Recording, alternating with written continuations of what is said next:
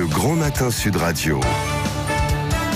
L'enquête de la matinée. 9h32, merci d'être avec nous ce matin. Nous sommes ensemble jusqu'à 10h. Oui, d'être avec vous. Vous d'être avec vous, d'être ensemble, bien sûr. Oui, exactement.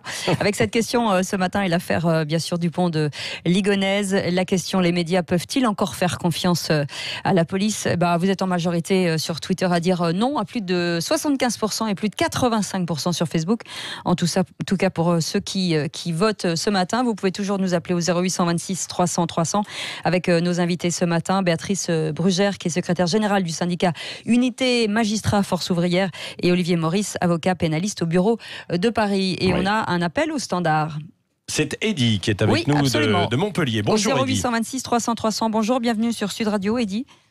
Oui, bonjour Sud Radio. Oui, bonjour Eddy. Merci de me laisser la parole. Oui. Avec plaisir. Bravo pour vos émissions, tout d'abord. Bon, merci. Merci Et beaucoup. pour la diversité de vos intervenants. C'est vrai. Ouais. Non, mais ça évite, comme certaines radios, de devenir le bar du commerce. Oui. Alors, oui. on l'est un peu. Non, mais il faut dire les choses, Eddy. Parce qu'on l'est un peu parce qu'on donne justement l'opinion, la parole à tout le monde, quoi. Et donc, on a diverses opinions. Oui, mais justement, mais chez vous, je trouve qu'il y a une très grande diversité des intervenants. Oui. Ça permet à tout le monde de s'y retrouver. Absolument. Et une grande qualité, vous avez remarqué. Voilà, et c'est une grande qualité. Et je parle de vous, Eddy. D'ailleurs, on va vous écouter. Ah ouais. Merci. Eddy. Bon, moi, personnellement, je ne fais pas confiance à la police. Ouais. À la police la police doit mener une enquête, etc., tout ce qui s'ensuit. Mais pour les conclusions, je ne fais pas confiance à la police. Moi, je fais confiance à la justice. Je fais confiance à une justice organisée, à une justice démocratique, à une justice à laquelle on donne les moyens de travailler. Vous voyez, de faire des investigations, etc. Mais je ne fais pas confiance à la justice quand elle vient d'arrêter un gars tout de suite, puis que quelques minutes après, on a des déclarations, c'est un terroriste, ou alors c'est ça, etc., etc. Puis après, on s'aperçoit que c'est pas du tout ça, puis etc., etc. Là, on en a eu une flagrante avec l'histoire de Monsieur Ligonnès. En l'occurrence, c'est pas la justice, c'est la police donc qui a parlé oui, c'est vite. la police, c'est ce que je veux dire. Oui. Là, on en a une preuve. Tout de suite, on a jeté quelqu'un en pâture à la presse, dans deux pays différents, la presse pratiquement internationale, en gonflant le torse, on a arrêté M. Ligonnès, etc., etc. C'est quand même la police française qui a faxé à la police de Glasgow, arrêtez monsieur Intel, on a la preuve, on vous envoie les empreintes digitales, etc., etc. Et après, on essaye de leur faire porter le chapeau là-bas, en disant qu'ils ont arrêté quelqu'un. Écoutez, il y a eu une manipulation là-dessus. Moi, je trouve qu'ils se sont un petit peu précipités sur des... on s'aperçoit que maintenant, qu'avec les témoignages qu'il y a, ne serait-ce que des voisins de ce monsieur-là, qui vous disent qu'on le connaît depuis 30 ans. Écoutez, franchement, il n'y a même pas besoin d'aller plus loin. Quand vous avez 50 voisins qui vous disent on le connaît depuis 30 ans, il travaillait à tel endroit et tout, écoutez, alors, en conclusion, Eddy, en conclusion, donc vous qui sont les responsables vous ne faites pas confiance à la police aussi pour communiquer les informations. Et en tout cas, vous estimez que la police ne devrait même pas avoir le droit de communiquer des informations. Alors, ça, vous rejoignez Béatrice Brugère et Olivier Maurice qui sont sur le plateau avec nous, secrétaire général du syndicat Unité Magistrats FO et avocat pénaliste. Olivier Maurice, Béatrice Brugère. Oui, alors pour rebondir sur ce que vient de dire Maître Maurice, je pense que le sujet est assez sérieux en fait et dépasse l'affaire, même si cette affaire nous permet d'en parler. C'est le problème de tout ce qui touche autour de l'enquête et du secret de l'instruction. Comment préserver à la fois une bonne enquête, la présomption d'innocence et l'information, le droit à l'information. Donc c'est un équilibre assez complexe dans une société qui va très vite, où il y a une très forte demande. Il y a une mission qui a été faite récemment par un parlementaire qui est Didier Paris, qui nous a interrogé, je ne sais pas s'il a interrogé aussi les avocats, mais je l'imagine, sur qu'est-ce qu'on fait de ce secret de l'enquête. Parce qu'en fait, la réalité, c'est qu'il est tout le temps violé. Et on voit très bien qu'il est violé de manière diverse. C'est-à-dire que là, c'est les policiers, mais une autre fois, ça sera peut-être des magistrats, peut-être des avocats, même si les avocats ont une autre position par rapport à ça. Toujours est-il que la question, c'est est-ce qu'on maintient ce secret Ou est-ce qu'on dit, bon, maintenant c'est terminé, on prend acte que la société finalement est comme ça, que le meilleur gagne. Dans les faits, c'est ce qui se passe. Quoi. Tout à fait. Et c'est là où je pense qu'il faut avoir une réflexion en profondeur du système que l'on désire avoir. Sachant que quand même, derrière, il y a des vies, il y a des enjeux extrêmement importants. Une fois que vous êtes, j'allais dire, mis ou jeté en pâture par la presse, rarement il y a un communiqué pour dire on s'est trompé, etc. Et si vous voulez, moi je pense, en tout cas du côté de la justice, même si je ne représente pas la justice, mais en tout cas comme acteur de la justice, c'est que ce qui est sûr, quelle que soit la décision qu'on prendra, c'est que le ministère de la Justice doit avoir une communication beaucoup plus forte et ne pas laisser obligatoirement en première ligne des procureurs qui sont pas toujours rompu d'abord à l'exercice de la communication, mais sur lequel il faut tout de suite stopper la déferlante quand elle existe, rétablir peut-être des éléments de procédure. Oui, mais ça c'est parce que souvent donc on en parle quand il y a des grosses affaires, mais sur de plus petites affaires à l'échelle locale, c'est pareil, existe aussi. Et des gens qui ont leur nom dans la presse, alors que Olivier Maurice. C'est exactement la même chose. Je crois que le problème aujourd'hui, c'est que c'est vrai qu'il y a une violation systématique des secrets de l'enquête et le secret de l'instruction. Et puis tout le monde s'en contente. C'est-à-dire qu'en fait, les journalistes, ils sont bien contents d'avoir ces informations parce qu'ils diffusent les scoops le plus rapidement possible. Et puis, en réalité, la problématique qui est posée, c'est de savoir à quel moment est-ce que on pourrait avoir des informations fiables sur des affaires qui sont en cours. Qui doit être chargé de communiquer ces informations ? Quelles sont les fenêtres de communication qui peuvent exister ? Et c'est assez complexe parce qu'aujourd'hui, officiellement, c'est le procureur de la République qui communique. Mais le procureur de la République, nous considérons, les avocats, que le procureur de la République n'est ni indépendant, ni impartial. Et on en a la preuve récemment dans ce qui s'est passé, notamment à Nice, où le procureur de la République, en réalité, a été muté à d'autres fonctions, parce que dans l'affaire de cette femme, Madame Leget, qui avait manifesté, qui avait été renversée, on s'est rendu compte qu'il avait protégé le pouvoir exécutif au détriment de la vérité. Et donc, voyez-vous, en fait, l'auditeur a parfaitement raison de dire, il dit, mais la police, la gendarmerie, ne devraient pas avoir le droit de communiquer. Mais ils n'ont pas le droit. Ils n'ont pas le droit. Aujourd'hui, ils n'ont pas le droit de communiquer.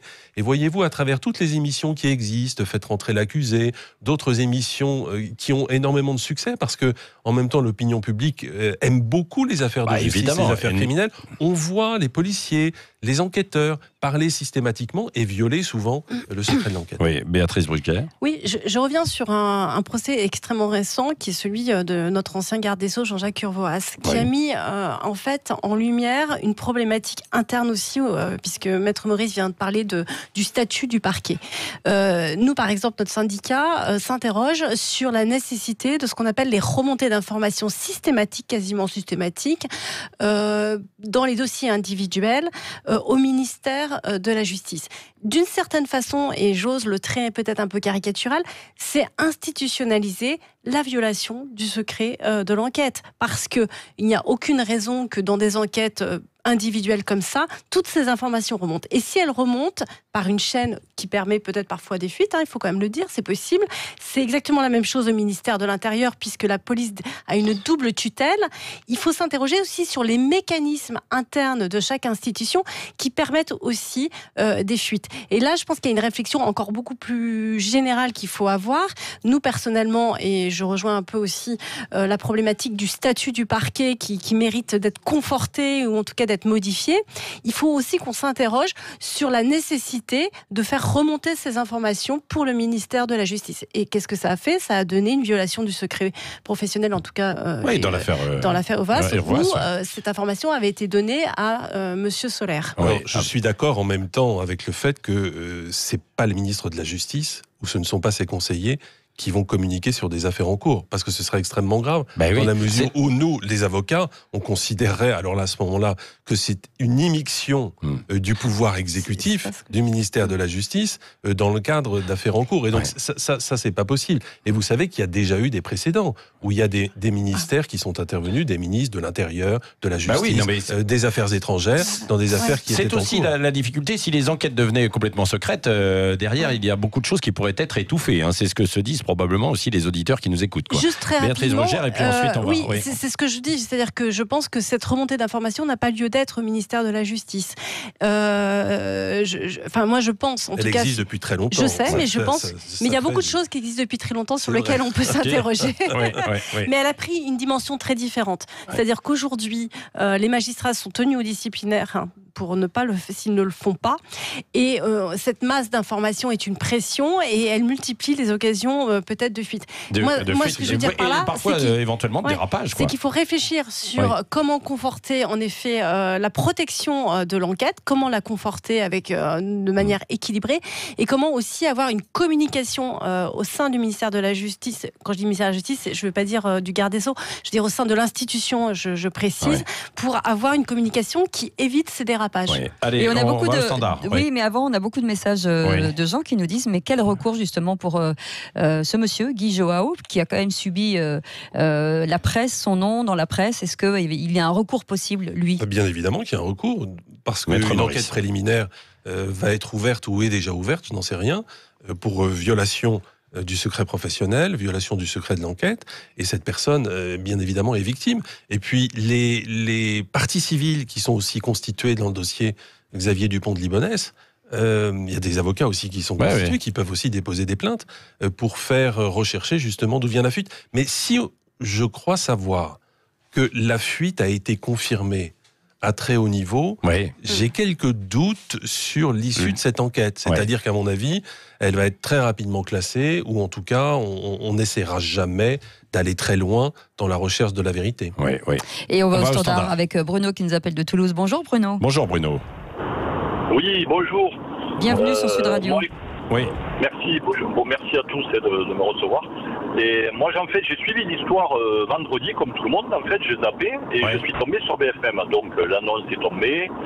Mais moi, je trouve que, comme l'auditeur qui a parlé juste avant moi, là, au téléphone, donc là, on peut pas avoir confiance à la police. Vu la situation, je trouve qu'avant d'être sûr et certain d'une source, il devrait avoir une confirmation. Enfin, je sais pas. Évidemment que peut-être le policier qui a balancé le truc, voilà, c'est comme tout, il a voulu faire le buzz, et alors, le problème c'est que, je sais pas.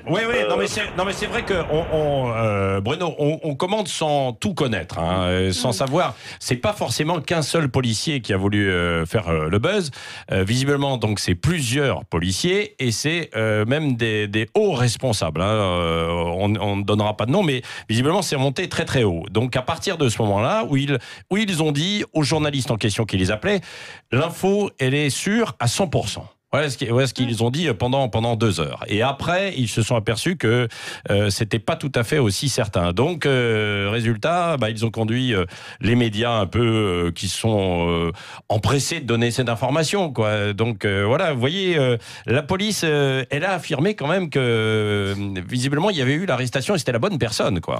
Mais vous voyez, le problème tout de même, c'est que cette violation du secret de l'enquête, elle jette le discrédit sur le travail de la police, alors que les policiers sont au service de la justice, là en l'occurrence, ils sont au service des juges qui font un travail au niveau de l'instruction, et que la plupart du temps, il faut le dire, les enquêteurs font un travail de qualité, bien sûr, avec évidemment. des experts. Et donc, ça montre vraiment le dysfonctionnement et la dérive de cette affaire, puisque ça jette en plus le discrédit sur des services d'enquête qui, eux, essayent, avec le professionnalisme des enquêteurs, d'être au service de la justice. Le problème, c'est que les policiers, les gendarmes veulent souvent être trop visibles. Ils veulent être de plus en plus visibles. Médiatisation complète de la société. Il y a un goût de la médiatisation des services d'enquête. Bruno, on a répondu à votre question ou pas ? Oui, à peu près. Oui, tout à fait. Après, je comprends. Je me mets aussi à la place des policiers. Imaginez que c'était le vrai Dupont Ligonnès. Mais là, tout le monde enfin voilà quoi. Je veux dire, quelque part, il vaut mieux aussi peut-être se tromper, mais peut-être attendre vraiment la source, que la source soit fiable, avant de faire le buzz, quoi. Non mais ça c'est vrai. En tout cas, c'est une leçon qu'il faudra tirer de cette affaire. En conclusion, les enquêtes, elles ne pourront jamais rester secrètes, mais il faut revoir un peu les choses, quoi. C'est ce que vous dites, Béatrice Brugère. Oui. Et puis alors. Bon, ça a été démenti. Ils ont été induits en erreur. Ça a été démenti. Moi, ça a été démenti assez vite quand même. Combien de fausses informations qui n'ont jamais été démenties par des. Voilà, je trouve qu'il faut aussi. Enfin, je suis désolée de dire ça, mais il faut aussi un peu relativiser cette affaire parce que le nombre de fausses informations où les journalistes n'ont jamais été, mis en demeure de démentir ou se sont posé la question s'il fallait le faire. Ça, c'est un vrai sujet aussi. Oui, moi, je pense que le sujet doit être remis à plat de façon très sereine en fait par rapport à notre société. Mais avec rigueur aussi, parce que c'est un choix de procédure que l'on défend ou que l'on ne défend pas. Et si on ne défend pas le secret de l'enquête, à ce moment-là, on bascule dans autre chose. Mais il faut des pare-feux et réfléchir à comment les mettre en place. En tout cas, conclusion un peu de cette affaire, les journalistes ne vont pas pouvoir dire reprocher au ministre Christophe Castaner de parler trop vite, lui qui a parlé trop vite, parce que eux ont parlé trop vite. Dans cette histoire. N'oublions jamais le respect de la présomption d'innocence. Absolument. Alors pour les journaux de presse écrite, c'est vrai que comme ils bouclent souvent à 22h, 23h, et que là, on leur donnait l'information sûre, ils ont quasiment tous titré Dupont de Ligonnès, arrêté le lendemain matin, ça la fout mal quand vous apprenez à 13h que ce n'est pas lui. Il y en a quelques-uns quand même qui avaient mis un point d'interrogation. C'était le cas par exemple du journal La Provence. Philippe Schmitt d'ailleurs sera avec nous, le directeur de la rédaction, tout à l'heure à 10h30 avec Valérie Expert sur l'autre sujet, les médias sont-ils coupables également, puisqu'on va continuer sur ce thème tout à l'heure. Merci Maître Olivier Maurice et Béatrice Brugère, secrétaire générale du syndicat Unité Magistrats FO.